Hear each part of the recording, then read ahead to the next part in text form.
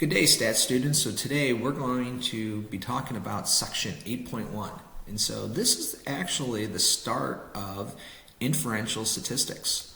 And that's kind of cool. The reason why is because this is why you guys are here, was to learn inferential statistics. And so it took us 7 background chapters to get through to get to this point. All right. And so as a reminder, what is inferential statistics? Inferential stats is learning about a population with, but using sample information to do that. And so remember, the only way that you're actually going to know the exact value of a parameter that's coming from a population is to take a census. And are we going to do that too often? No. Okay, we're not going to take a census too often. So what do we do instead? We take a random sample, or we conduct an experiment, but only on a portion of that population. All right, and so we're finally to this point. All right. So it says here that CNN did a poll to determine, now notice here, determine for all Americans. So to determine something about the population, do you approve of the way President Barack Obama is handling his job? So it's an approval rating, okay? And because this variable, do you approve of the way President Obama is handling his job, is a yes/no question, okay? It's what? It's a categorical variable.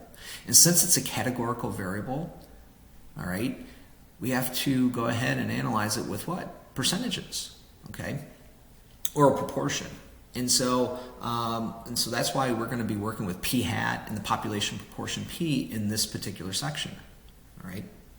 So instead of asking all Americans if they approve of Barack Obama and the job that he was doing at that time, what did they do? They went ahead and took a random sample. They polled 1,015 adult Americans, okay, and asked those people, do you approve of what he's doing? So here's the results: is that President Obama had a 47% approval rating, and so what that is, that 47%, that's the sample proportion. That's the approval rating from the sample. That's p hat.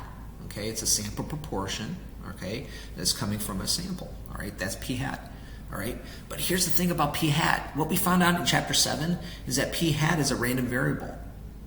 P hat varies from what? Sample to sample, all right.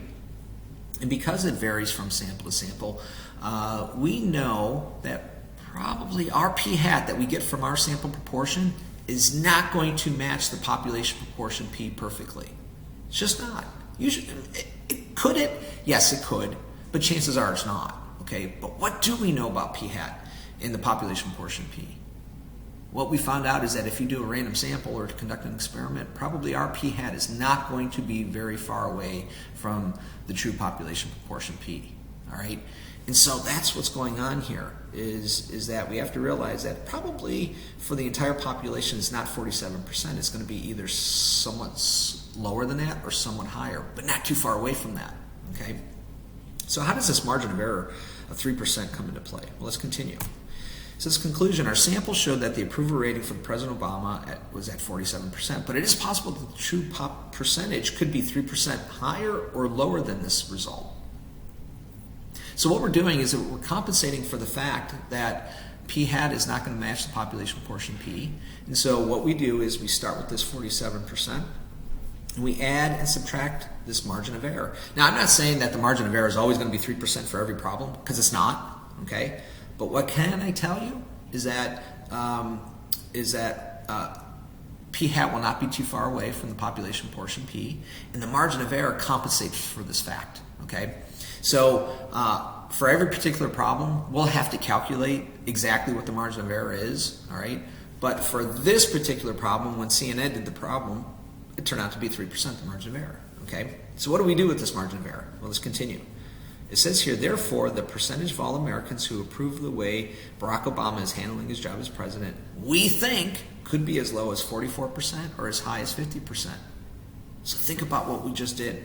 We started with p hat. Here's p hat of 47%. And what did we do? We added and subtracted this margin of error of 3%.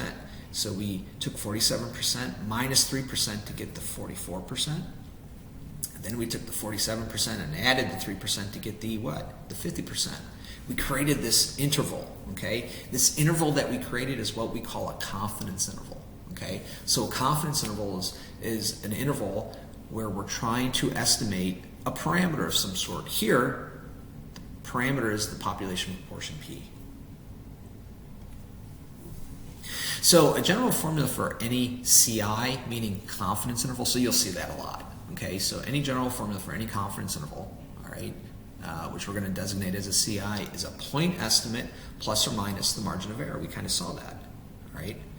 And what we found out is that the margin, well, we didn't find this out, we will, is that the margin of error is equal to a critical value times the standard error. So I want to go over these three things: point estimate, critical value, standard error, all right? And remember, the critical value times the standard error will equal the margin of error. So let's start with the point estimate.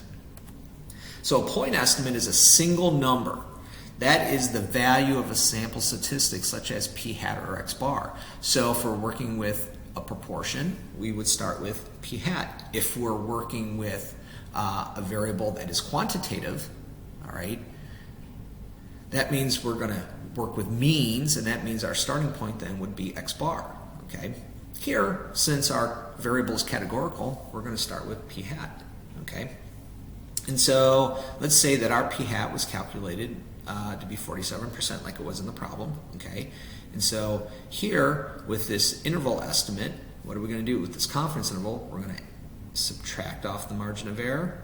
We're going to add the margin of error. And so what do we think? We think that the population proportion P is then located from here, okay, to here, all right?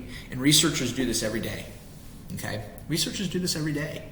And so there's a bit of a trade-off here with researchers. What's the trade-off? The trade-off is this, is that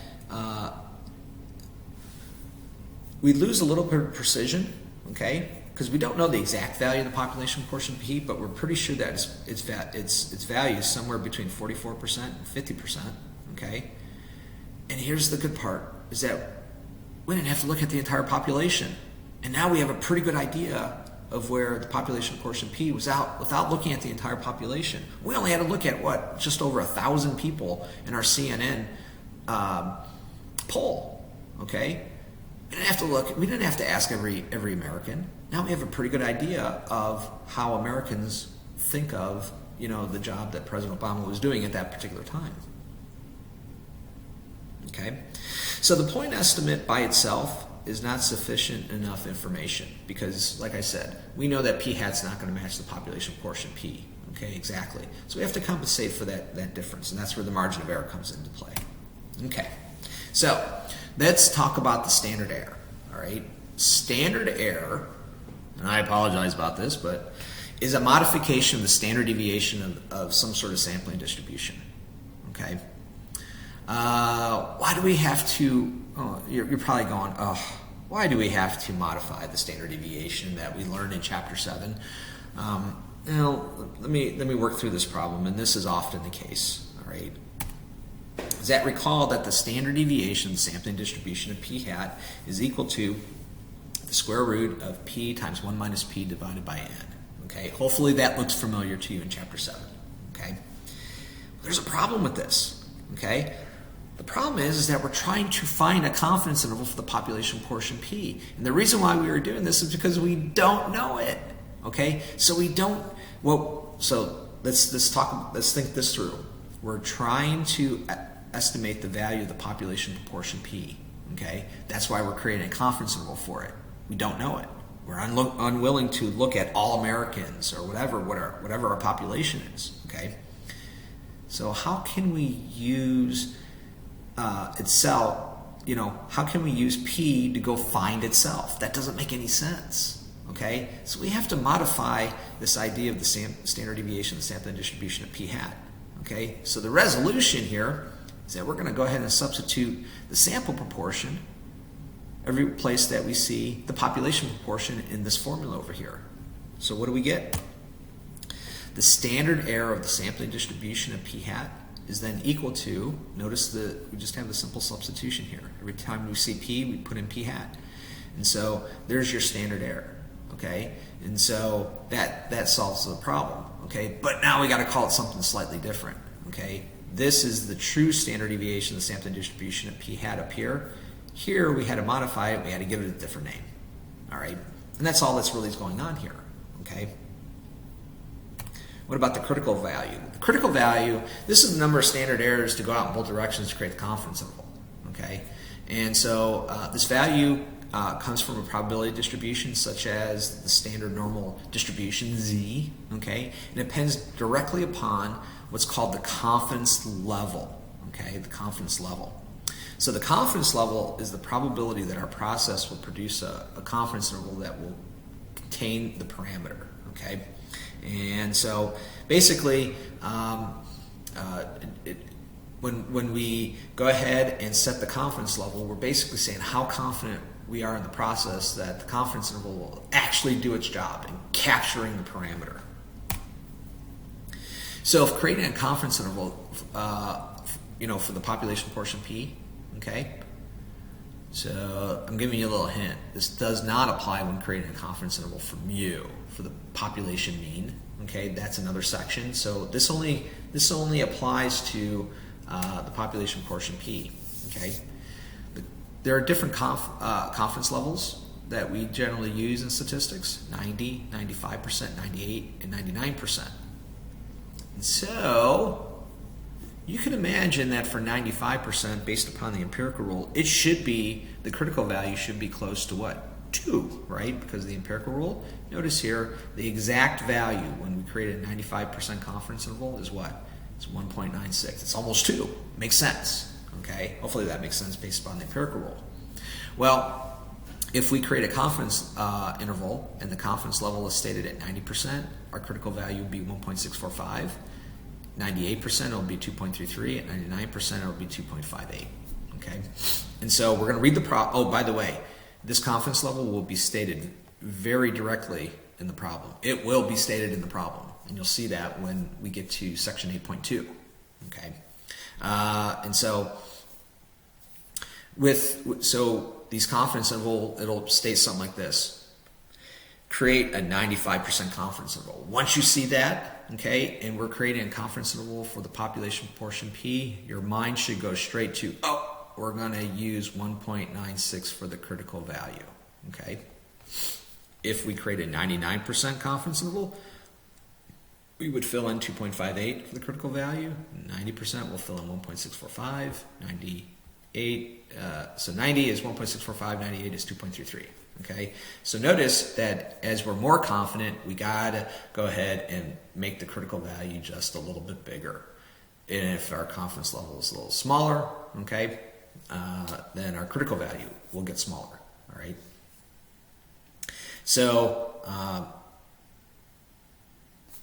you might be asking, well, where did these numbers come from in the real world? In the real world comes from industry standards. And what do I mean by industry standard? Whatever industry that you are in, you're going to have to figure out what level they create a confidence interval at. Okay? And so, like if you are in the medical field, I guarantee you that every medical confidence interval will be created at 95% because that's the industry standard that they have decided upon. Okay? So you'll have to figure that out for your own particular industry. But in the problems here, we don't make you guess. We tell you, hey, create a 90%, 95, 98, 99. Okay. So that kind of ends the 8.1, the background information. In 8.2, we're going to get very specific about creating a confidence interval for the population proportion P.